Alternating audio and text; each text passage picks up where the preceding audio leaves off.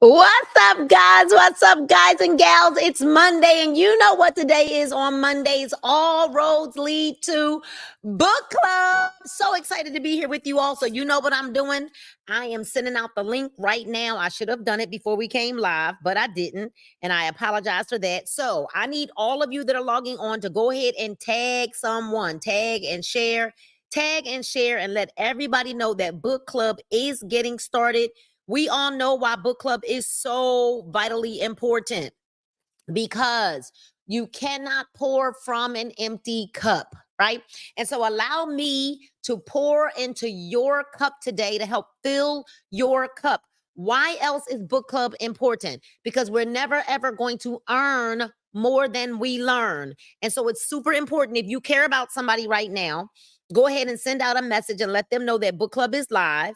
If you care about somebody, we want to make sure that you allow someone, that you share the wealth with someone, and that you let everybody know that book club is live, right? We're never going to earn more than we learn. Another thing, or another reason why book club is so important, is because we have to understand that leaders are readers.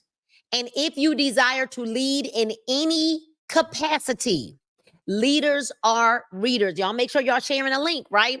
Leaders are readers. And then the reality of it all is this: we are what we put inside of us, right? And so what goes in is what comes out. And so book club is super important. And I just want you all to now go ahead and tag some people, tag and share the link all over your social media. I am adding this right now to a few of my platforms, letting everybody know that book club is live. Book club is live, and we're going to go ahead and get started. You know what to do. If you're just logging on, you know what we do. We add those hashtags, book talk, right? Booktube and Goodreads.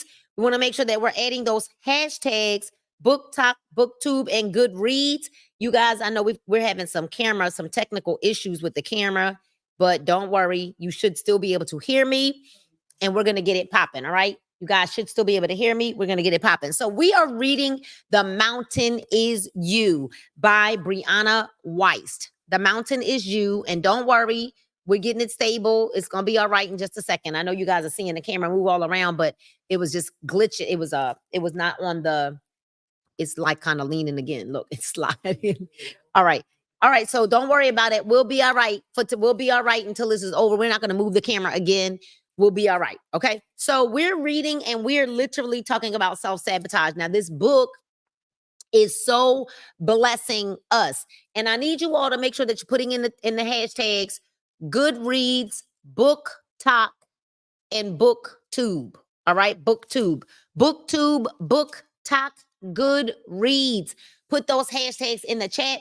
Let me know what your favorite thing has been thus far about this book. The Mountain Is You. We are on page 86. If you have the book, we're on page 86. The way you are self-sabotaging. The way you are self-sabotaging. So what we started was your subconscious mind is trying to communicate with you. And we are reading through the different ways that we are self-sabotaging, okay? Because your subconscious mind, our subconscious minds are trying to do what? Communicate with us. So let us know in the comments too where you are logging in from, what city, what state, what country. Come on and let's dive into this week's read of The Mountain Is You. The way that you are self-sabotaging is that you're caring too much about what other people think. What your subconscious mind might want you to know is that you are not as happy as you think you are. So I guess y'all are hearing it, right? We're just getting started, and it's like, bam. You're not as happy as you think you are. The happier you are with something, the less you need other people to be. Instead of wondering whether or not someone else will think you are enough, stop and ask yourself, is my life enough for me? How do you really feel about your life when you aren't looking at it through the eyes of others? How are you really feeling about your life when you aren't looking at it through the eyes of others? The way that you are self-sabotaging is because you're spending too much money. What your subconscious mind might want you to know, that things will not make you feel more secure. You will not be able to purchase your way into a new life or a new identity. If you are overspending or spending outside of your means on a regular basis to the point that it is detrimental to you, you need to look at what function buying or shopping serves. Is it a distraction, a replacement for a hobby, or an addiction to the feeling of being renewed in some way? Oh, this is deep. Determine what your needs really are and then go from there. That's almost making me feel like I need to sell everything in that closet up there. Lord, have mercy.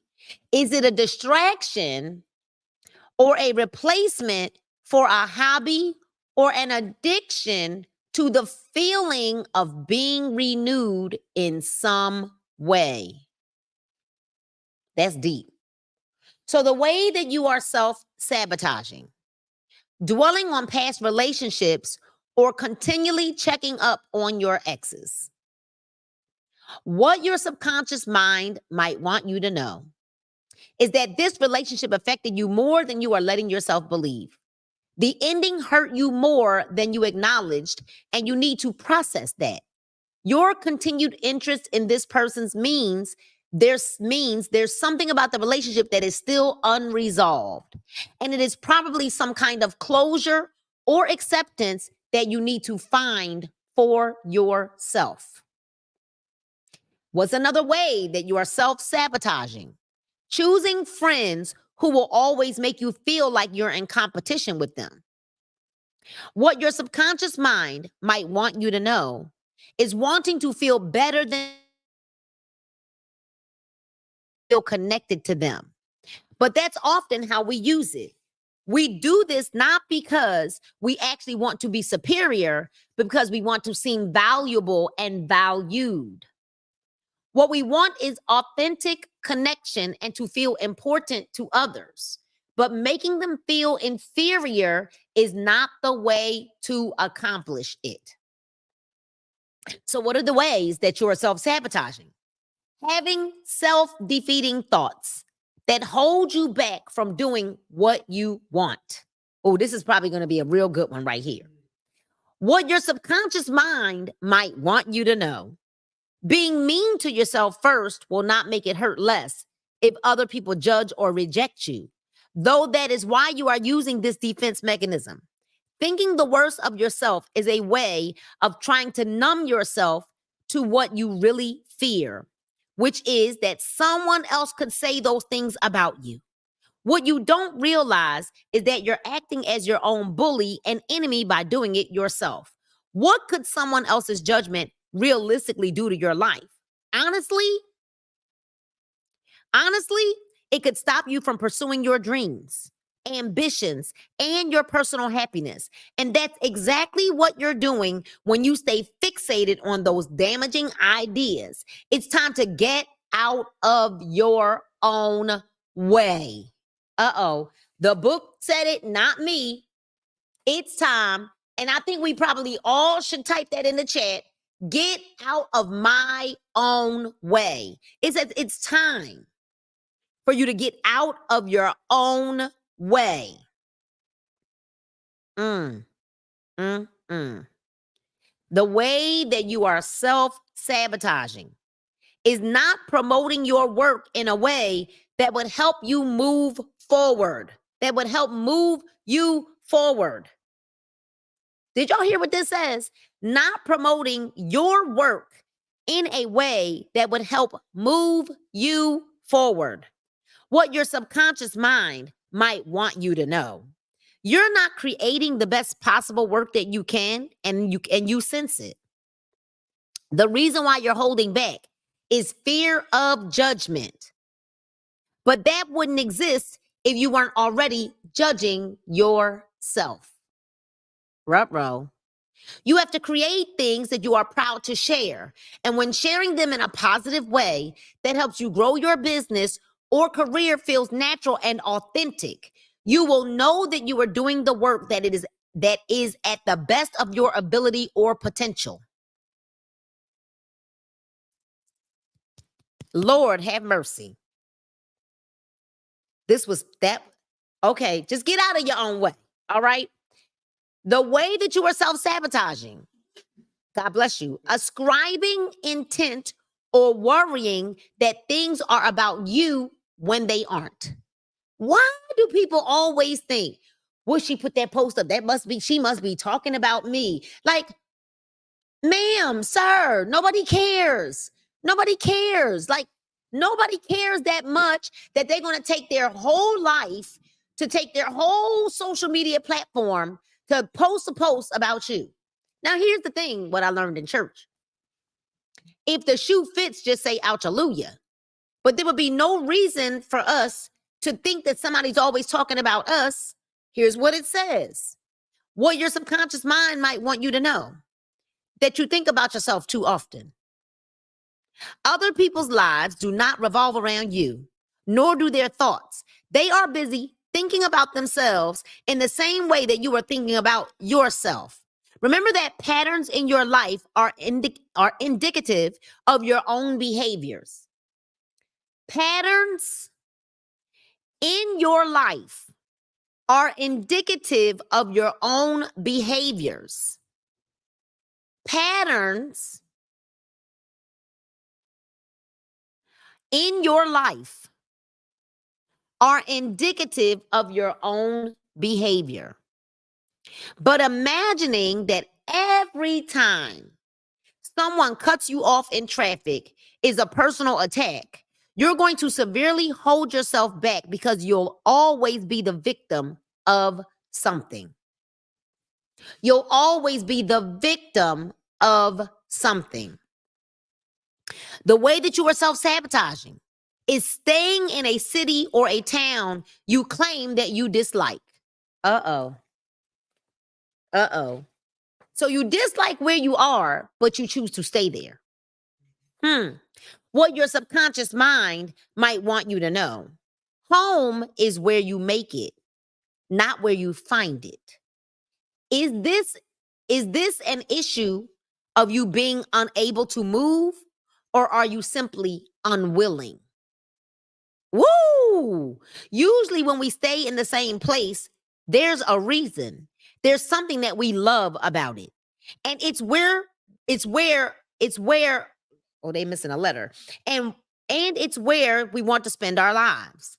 The resistance comes in because of the judgment we imagine others may think if they know that we don't live in the coolest, biggest, or the best area.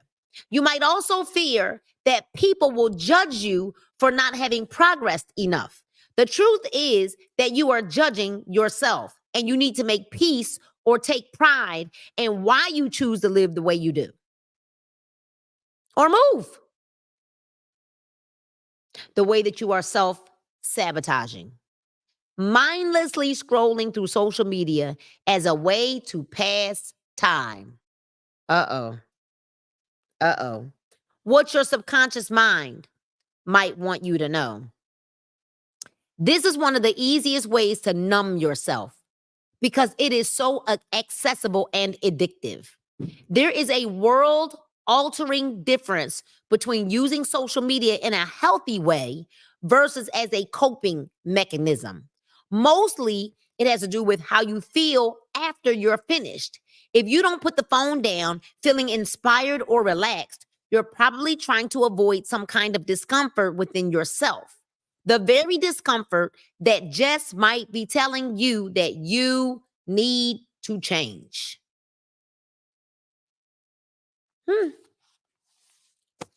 Well, that was a mouthful. Now, we're going to learn to listen again. Now that you're starting to pay attention to your internal cues, it is important to understand how to listen to yourself and respond in real time. So those were some important words. Internal cues, how to listen to yourself, and how to respond in real time. You are in the situation that you are in now because you did not know how to understand or meet your needs in the moment. If you do not want to constantly have to be fixing your choices and behaviors, then you have to learn how to process and interpret your feelings in real time. This will be done by a process of building emotional intelligence. There's that word again. This will be done by a process of building emotional intelligence, which will be primarily done in the next chapter. However, this is where we begin by understanding how to listen to our instincts. So how do we follow our gut without getting scared of the future? So I think that that's the problem. We know that gut feeling tells us to take the plunge, take the jump. But we know that all of life is a risk. And many times we're afraid of once we jump because we don't know what the end or the outcome is going to be. So how do we follow our gut without getting scared of the future? One of the most essential tenets of modern wisdom is the idea that deep down, you know the truth about everything in your future. The idea is that you are an oracle unto yourself, and your feelings are apertures into not only what's happening now, but what's going to happen soon. We're not to blame for believing this. There's a significant amount of research that proves the interconnectedness of our brains and bodies, explaining why, when we have a gut feeling or an instinct that precedes logic, it is often correct. Because many times, y'all, our gut feeling is not logical. Many times when we get that gut feeling like, you know what? I need to pack up and move. Like Paul and I got that gut feeling. Well, I got it when we were in Philadelphia, and it was like, we need to get out of here. We need to get out of here. And we moved to Ardmore, Pennsylvania. And before we had a house, I was taking stuff down off the walls. I'm sorry, y'all. Something was stuck in my finger. Before I was taking stuff off the wall, and people were asking me, so where are you moving to? And I said, I don't know, but we're getting up out of here. I had that much faith that I knew that if I took the action, that the faith would follow, that we would find a place, and I did. Same thing with the time when it was time to move to Georgia.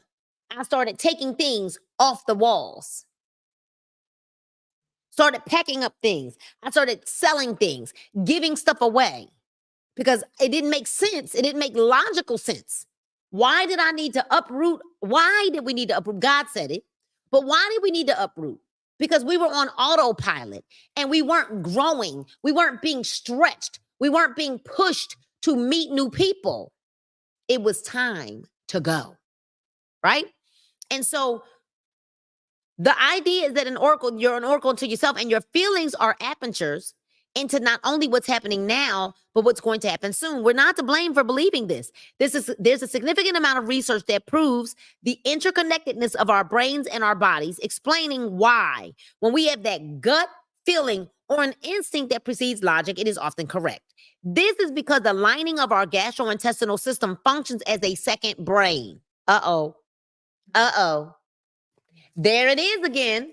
The lining of our gastrointestinal system functions as a second brain, given how it stores a backlog of information that your conscious mind can't recall faster than your body can sense. It is the incredible skill that makes your instinct almost always correct. Your gut, though intelligent, is not psychic. Our gut is intelligent, but it is not psychic. If you want to tune into yourself more, Follow your heart. Pursue your passion. Find your soul. Whatever it is, the first thing that you have to understand is that your gut instinct can only respond to what's happening in the present. If you have an instinct about a future event, you're projecting. This is how you can start breaking down your gut feelings. Are you responding to someone who is in front of you, or are you responding to your idea of them in your head? Are you reacting to a situation that's playing out right now, or are you reacting to the one you imagine, assuming you know how it will go? Are your feelings regarding what's happening right now, or what you hope and fear will happen in the future? Aside from only really being able to function in the present, your gut instinct is also quiet.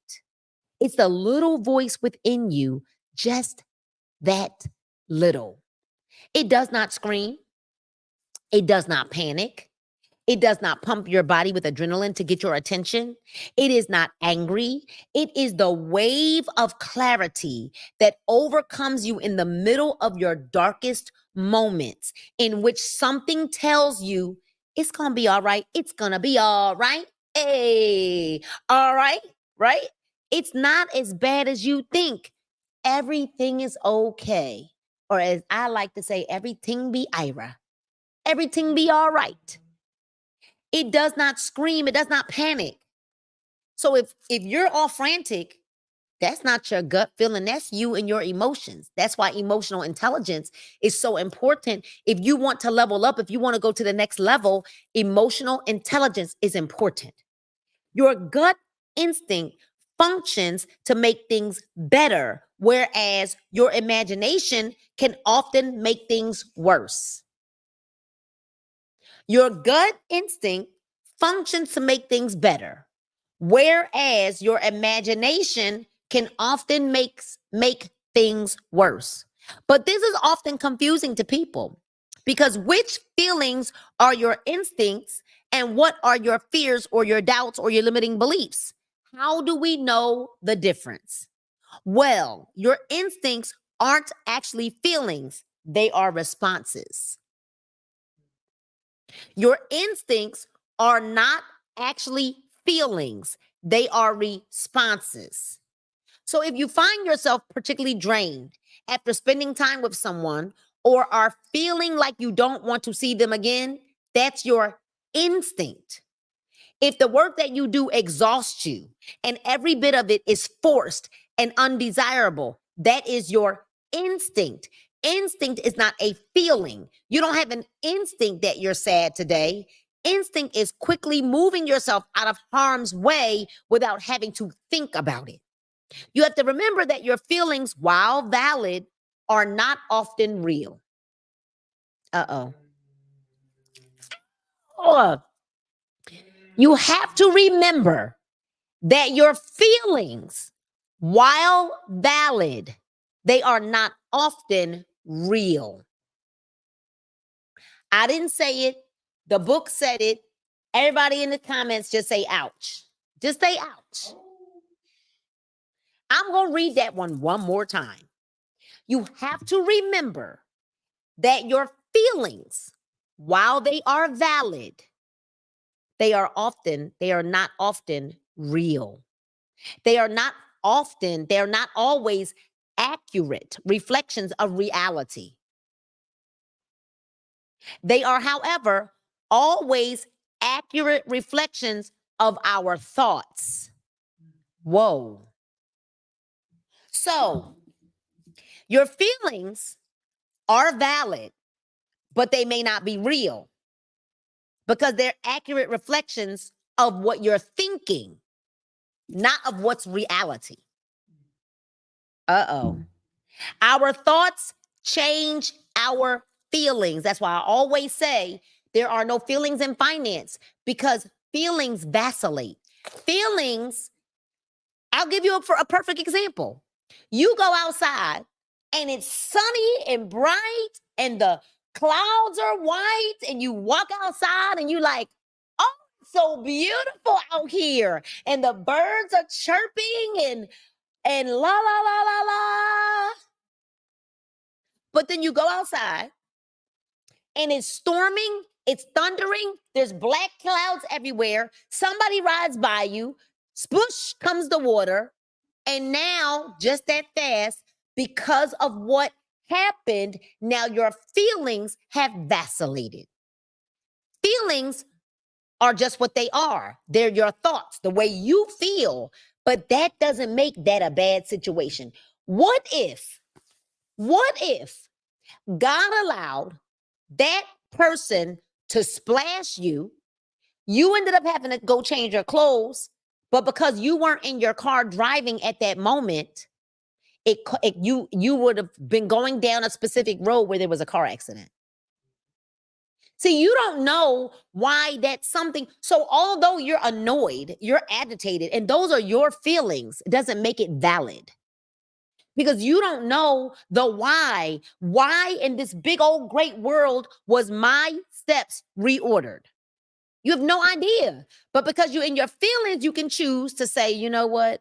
You know what, Lord, I'm grateful for life. I mean, this could be worse. I guess they could have wet my hair and everything, my makeup and all of that. But I mean, I got a little messy on my clothes. I either need to change, or maybe it altered your timing. I hope you guys are hearing what I'm saying, right? So your instinct is not a feeling. You don't have an instinct that you're sad today, right?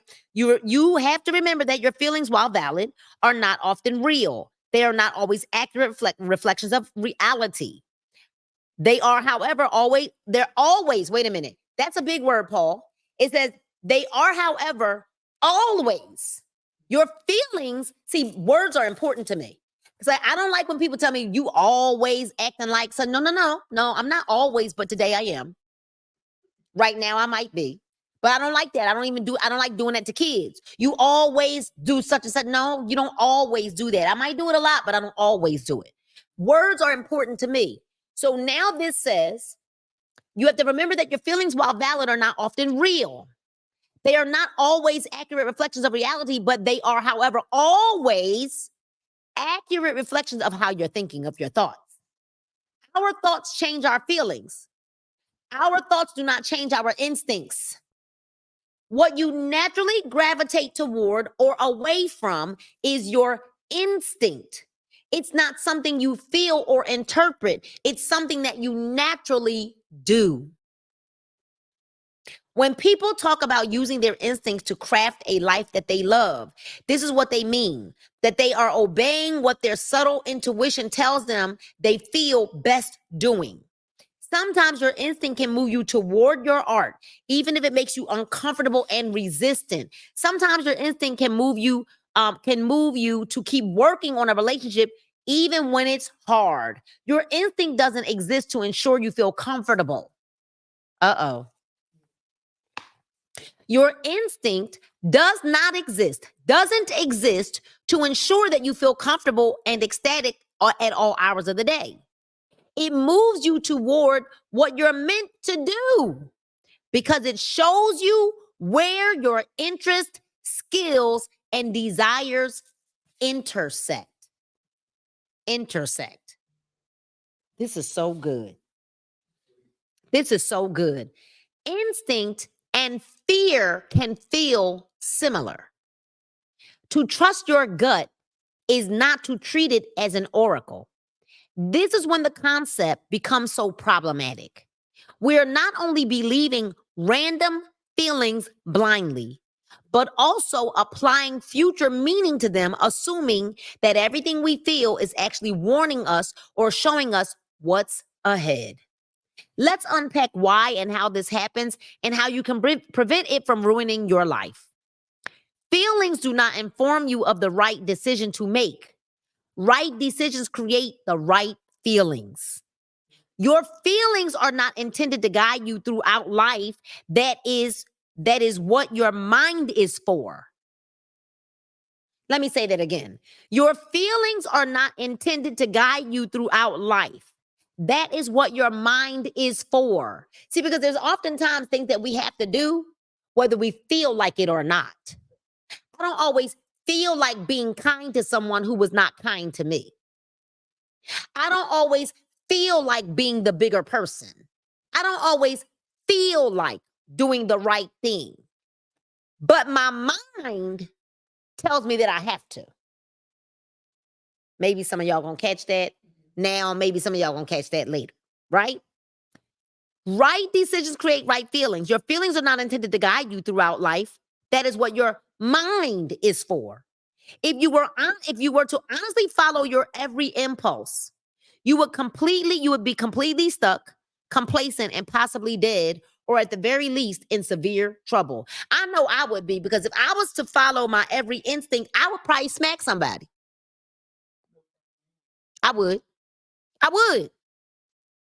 If I followed my every impulse, what? I'd be in severe trouble.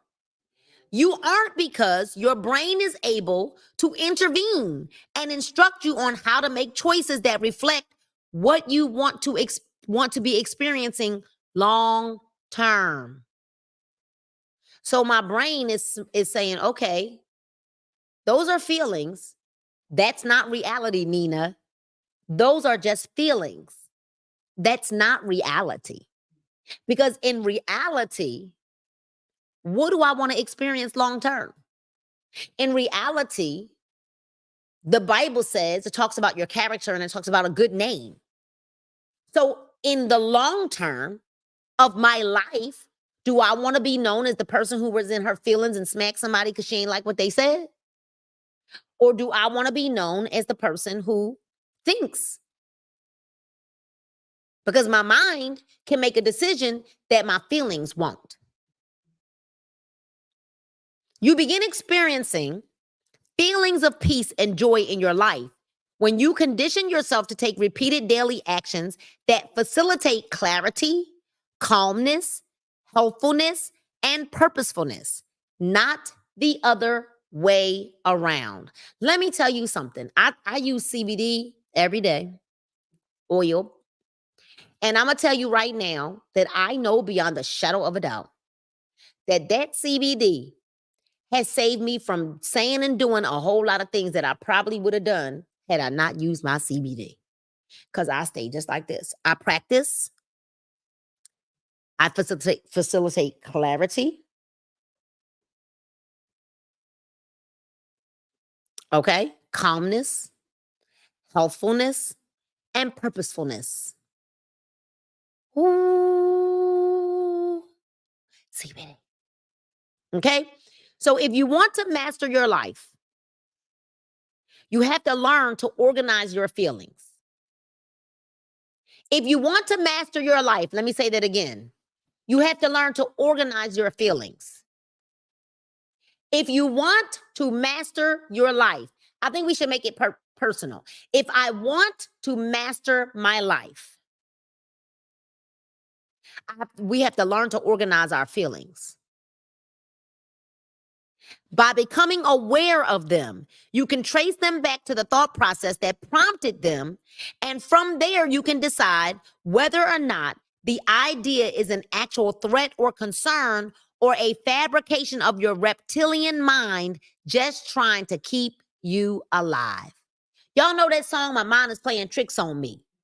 My mind is playing tricks on me. And it is very likely that your mind is playing tricks on you because you're not practicing or facilitating clarity, calmness, and helpfulness and purposefulness, not the other way around. Right? So the thought process that prompted them, and from there you can decide whether or not the idea is an actual threat or concern, or a fabrication of your reptilian mind just trying to keep you alive. Remember, your brain was built for nature. Your body was designed to survive in the wild. You have an animalistic form trying to navigate a highly civilized modern world. Forgive yourself for having these impulses, and at the same time, understand that your choices are ultimately yours. You can feel something and not act on it. Hallelujah. I cannot tell you how many times I have felt things and not acted on it. I have wanted to jump on a plane, get in cars, and go have conversations with people that I've not acted on it because my brain said, my mind was like, wait a minute. Now, what actually would you accomplish by doing that? Because what do I want to experience long term? I don't want to be in any severe trouble. So, why are we even told to listen to our instincts in the first place? Your gut is deeply connected to your mind. Our gut is deeply connected to our mind. Some of y'all that are in health and wellness businesses, this is a whole page that you can utilize for your business because it says your gut is deeply connected to your mind. Control the gut, control the mind. Your gut is deeply connected to your mind. Control the gut, control the mind. There's a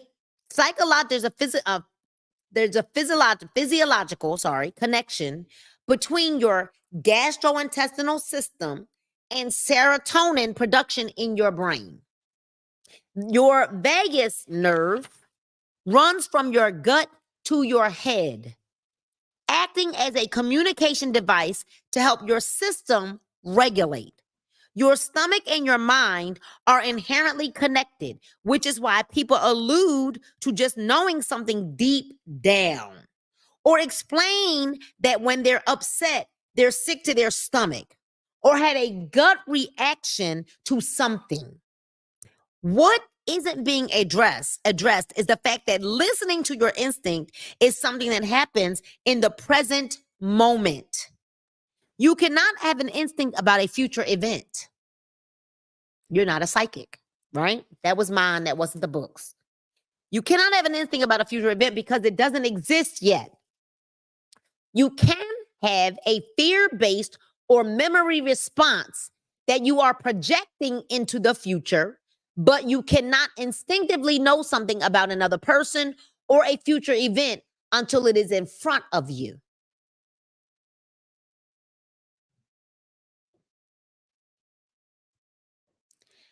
You can have a fear. So basically what this is saying is, based on what somebody has done to me before, I can assume based on my fear that they will do it again.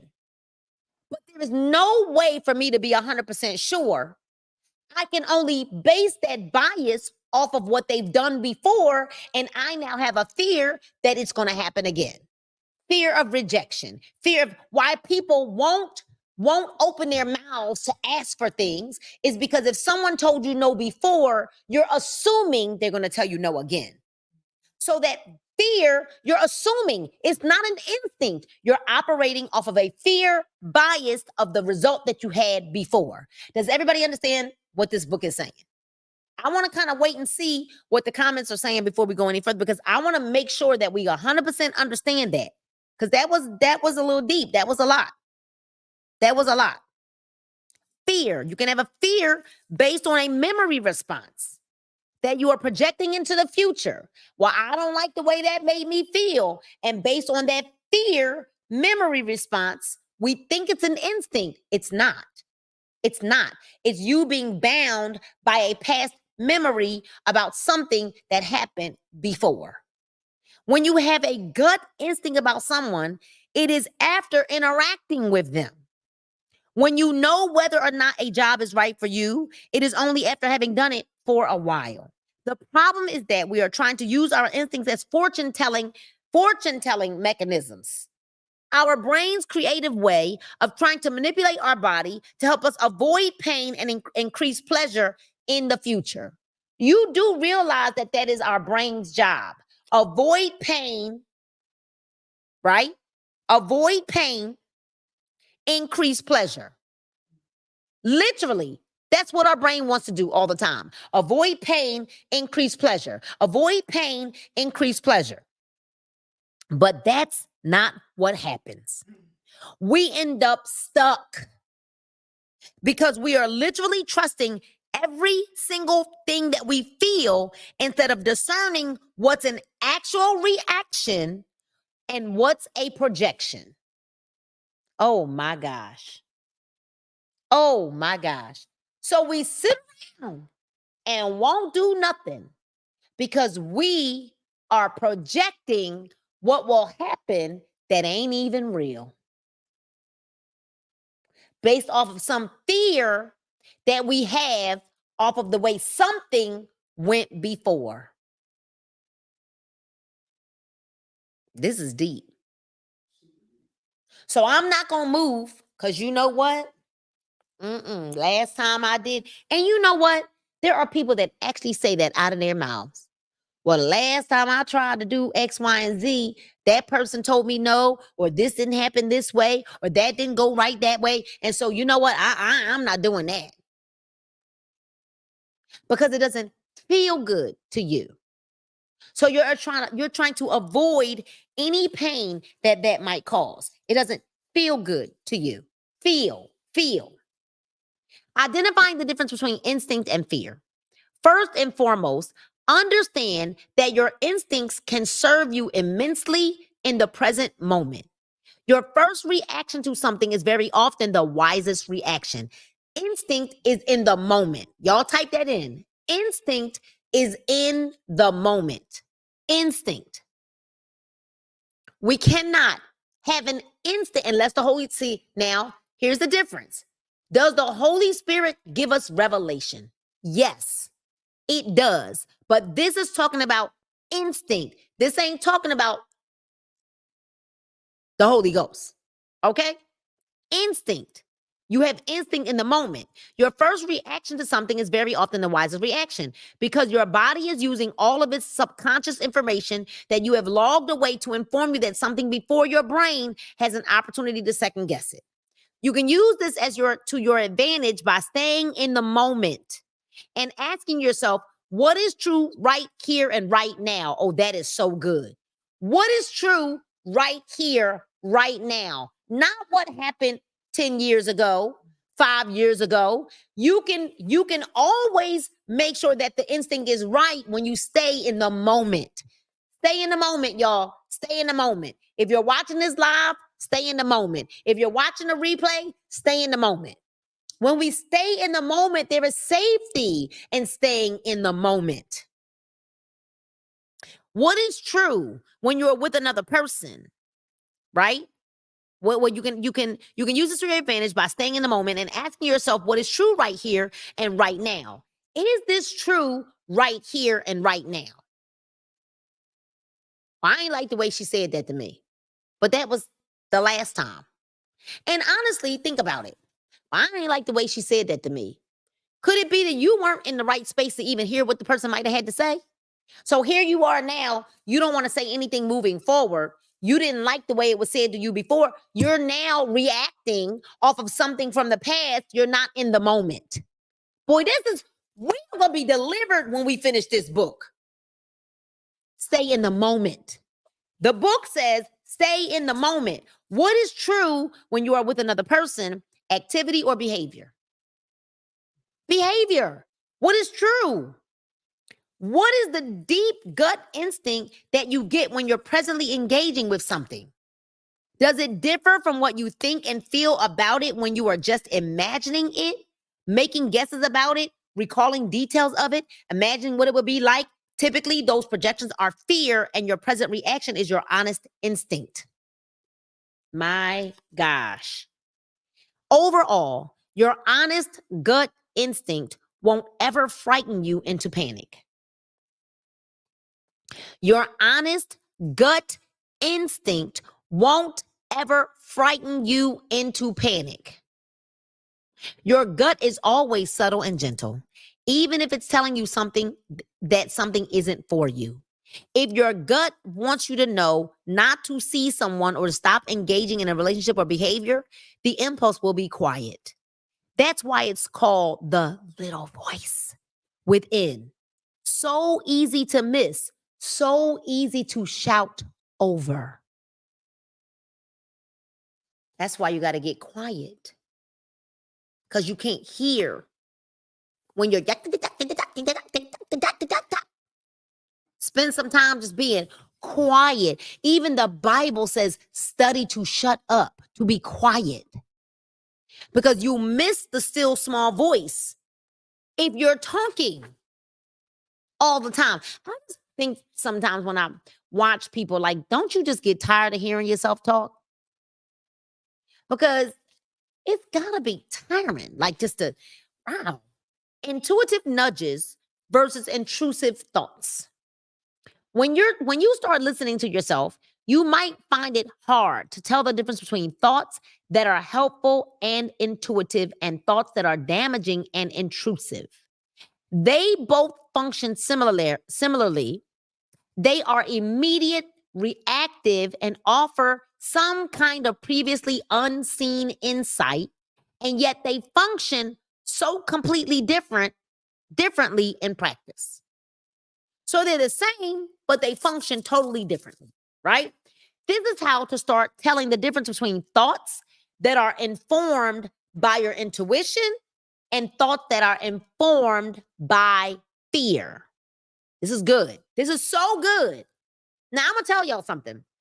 It is very often difficult to read these kinds of books on your own and get full understanding, which is why book club is so important.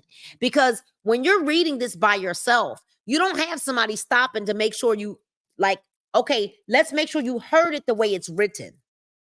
So for people that don't find value in book club, there is no way that if I was just sitting in my office reading this by myself, or sitting here on the sofa, or sitting out on the deck, and I'm listening to and I'm reading this, I would not get this in-depth understanding of the book trying to read this by myself. I would probably miss over most of what this book is really trying to help us through. I probably would be mad and want to throw this book somewhere anyway, right about now, right? So, how do we know the difference between our intuition and the thoughts that are informed by fear? Intuitive thoughts are calm. Intruding thoughts are hectic and fear-inducing. Intuitive thoughts are rational.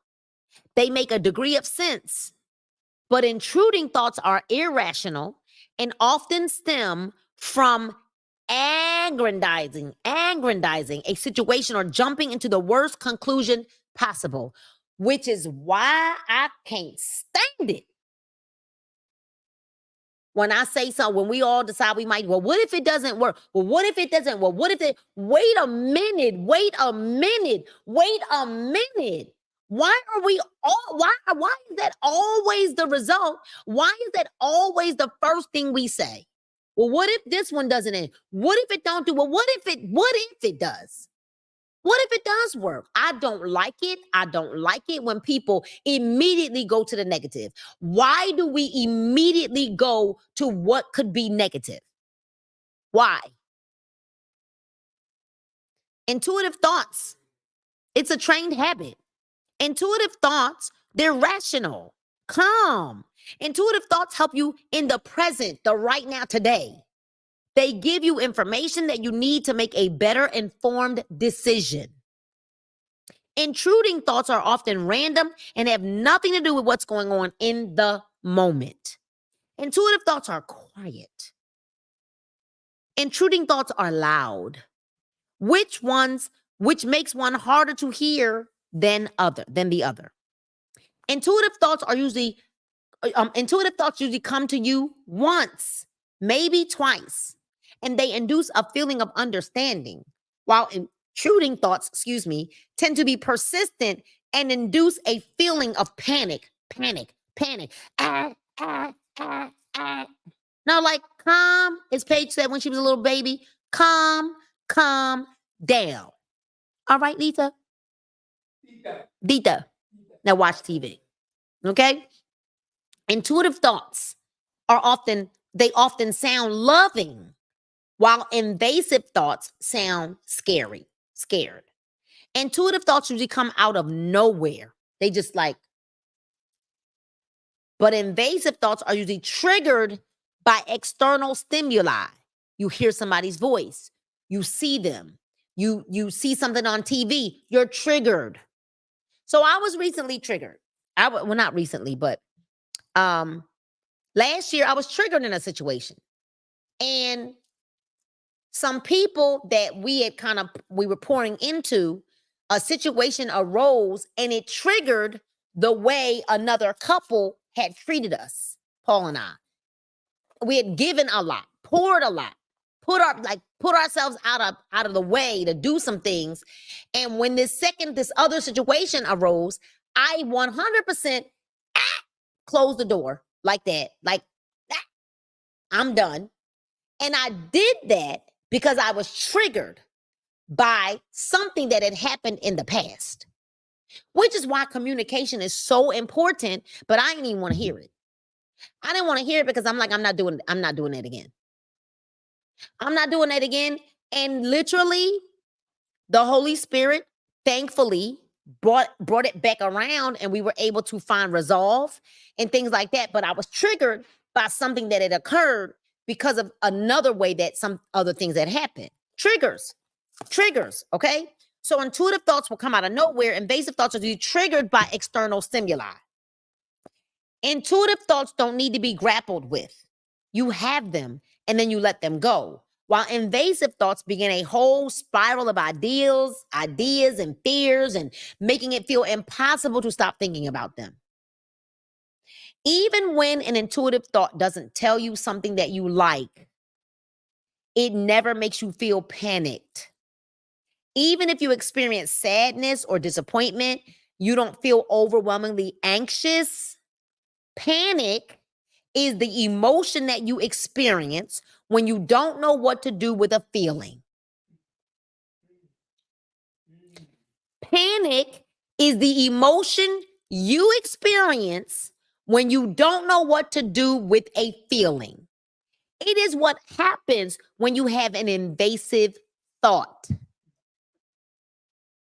which is why you got to practice all of those things. You got to practice all of those things, being in the moment. Right? What did it say? Being in the moment. It said you have to practice facilitating clarity, calmness, helpfulness, and purposefulness. We have to practice those things. Intuitive thoughts open your mind to other possibilities, while invasive thoughts close your heart and make you feel stuck or condemned.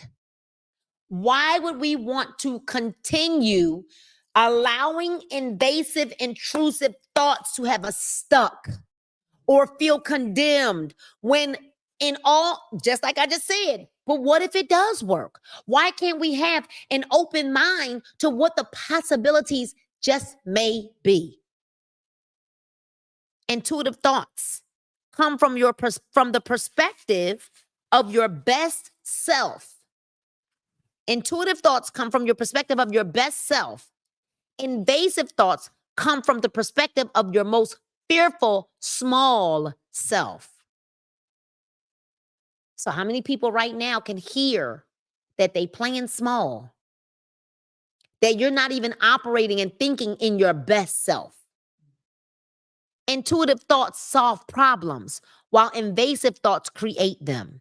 Intuitive thoughts help you, help others. Invasive thoughts tend to create a me versus them mentality.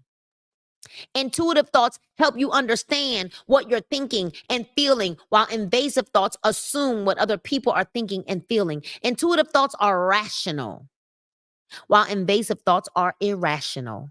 Intuitive thoughts come from a deeper place within you and give you a resounding feeling deep in your gut. Invasive thoughts keep you stuck in your head and give you a panicked feeling. Intuitive thoughts show you how to respond, while invasive thoughts demand that you react.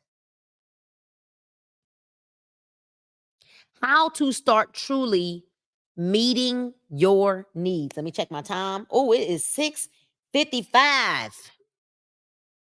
Let me see, y'all. Oh, this was so. Oh, this is the last page, and then we'll be in chapter 4. We're gonna finish this. Y'all clap it up in the chat. Clap it up. How to start truly meeting your needs. Though the term self-care has become an umbrella term, I can't stand it, y'all. People be like, I'm taking a bath. That's self-care. No, you're washing your body. Like, y'all, self-care. Anyway, okay, self-care. All right, I don't want to start. Though the term self-care has become an umbrella term that more often refers to behaviors that distract one from the actual problem at hand, rather than really taking action to fix the problem at hand, actual self-care is the most fundamental aspect of meeting your own needs. Aside from your own basic security, your needs are to be nourished, to sleep well, to live in a clean environment, to dress appropriately, and to allow yourself to feel what you feel without judgment or suppression. I always tell people, no, tell me how you really feel. Like, how did that make you feel? How does that make you feel? Because feelings are important. And I want to know how that made you feel.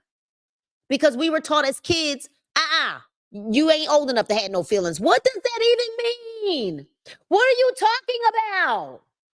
What does that mean? I'm not old enough to have any feelings. I'm a human being. I should have feelings. But we were taught to suppress them. We were taught as a kid that having feelings or an opinion was a form of disrespect, and it's not. Right? And so, aside from your own basic security needs, it really takes self-care, providing your own needs, finding ways to meet. Where am I at? Hold on. The actual problem at hand, or rather, really taking action to fix the problem at hand, acute actual self-care is the most fundamental aspect of meeting your own needs. Aside from your own basic security, your needs are to be nourished, to sleep well, to live in a clean environment, to dress appropriately, and allow yourself to feel what you feel without judgment or suppression. Finding ways to meet those needs on your own is the foundation of overcoming self-sabotage. You are going to feel far more willing to exercise if you get a good night's sleep. Because if you wake up and you're super tired, you're not going to feel like, if you're already struggling with going to the gym, if you're super tired and you're not a person who has already made the decision that no matter how I feel, I'm going to the gym. If you don't rest, you're already giving yourself a way out to say, I ain't got to go. Right? You are going to feel much better about work if you don't have to sit there with an ongoing backache. And instead of seeking out a professional who can help you with your posture or chiropractic care or massage or CBD and our CBD roll on and our patches, right? Who can help you, you are going to enjoy spending time in your home if your home is organized and meaningful to you. You are going to feel better about yourself each day if you take the time to put yourself together with care. These things are not little things, they are big things. You just can't see it because their impact is that you do them every day. Understanding your needs, meeting the ones you are responsible for, and then allowing yourself to show up so others can meet the ones that you can't do on your own will help you to break the self-sabotage cycle and build a healthier, more balanced, and fulfilling life. That is the end of chapter 3. And next week, we will start building emotional intelligence. Woo-wee! Building emotional intelligence, chapter 4. Y'all, we are halfway through the book. Let me look. Pretty much almost halfway through the book. This book only has 239 pages, and we are on page 103. So we're pretty much halfway through the book. This book is so good, and I believe that we're going to have major, major, major deliverance through this book. There are only 7 chapters in the book. There are only 7 chapters in the book, and we're already on chapter 4. So we will be done this book pretty swiftly. Each chapter is a lengthy one, but I think chapter 2 and 3 were the longest of them all. We're on chapter 4, and we will go into building emotional intelligence. And wait till you guys want me to tell you where we might be going from here. I believe that God has given me where we're going from here. Anybody want me to tell you? Let me see the chat light up if y'all want me to tell you where we might be going from here. Let me know. Let me know. Let me know. Let me know. Misha said, yep. Let me know. Let me know. Let me know. Let me know. Cheryl said, yep. They said, yes. All right. So I'm believing that in this season, emotional intelligence is so important for us. Not yet. Miss Carol said no. She did only know. Well, Miss Carol, I think you are outnumbered. Deborah Fuller said yes. Shannon said yes. Tangeli said yes. Miss Carol, Aunt Carol, you're the only one. It's probably you and your mama, and you and mom are probably saying no. It's always them Cowboy fans. Paul says, okay. So I believe. Dude, should I tell them? Yeah, I'll go ahead. I'll tell you. No. They go. It's on y'all. It's only 3 of y'all. Y'all outnumbered. Everybody else said they want to know. I'm gonna tell you this. I'm gonna need that information. All right. No. This is why I don't want to tell you, because I'm nervous that you're gonna go grab the book and then start reading it. And I don't want you to get the book and start reading it. I want you to wait, because there is something magical that happens when we're reading it together. So just know that I will tell you closer to the end. I'll tell you all when we get to chapter 6. Is that okay? We're on chapter 4. So 2 more chapters. Doesn't that make sense? Because I promise you, if you get the book, we're only in chapter 4. You're going to be trying to go get the other book. Then you're going to start, let me just check it out. And I want you to stay focused on this one. And so when we get to chapter 6, I will just let you know that we will be dealing with emotional intelligence. That's all I'm going to tell you about that. Okay? So we're going to keep it as a surprise until we get to chapter 6. All right. So y'all know that this is like the light of my life, right? Being here on book club. I love book club, and I love watching people grow from this. I pray that we have hundreds of people on book club. Like, I pray that this grows to be so big. I would like to see us do retreats where we go and we're really, really, really going to try to get the author to even step in and just say hey to us, right? As we move forward, that would be super cool. But this is going to grow big. I remember starting book club, it was like 5 of us. And now weekly, there are sometimes up to 50 or 60 of us on book club. And, there's a consistent 25 or 30, right? Something like that. Right. There was 35 people today. So the more we tell other people about book club and what book club is doing for you, right? And it's free. Sarah Jakes is not free. She's charging a hefty fee for you to be in her book club. All right. And everybody got a book club now. Right. And I've been doing book club now for 5 years, going into my sixth year. And I started book club just because I simply realized that I really was a person who didn't like to read. I didn't enjoy it, but I realized that I have a gift to get into the mind of the author to help you really, really break down the book. So, you guys, book club is so vitally important. So hoping that you have a great rest of your evening.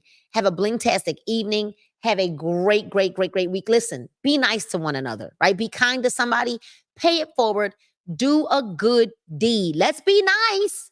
And let's make sure that we remind people to come back here next Monday. So listen, this is what I want you to do. I want you to make sure that you subscribe to my YouTube so that you never, ever miss a beat.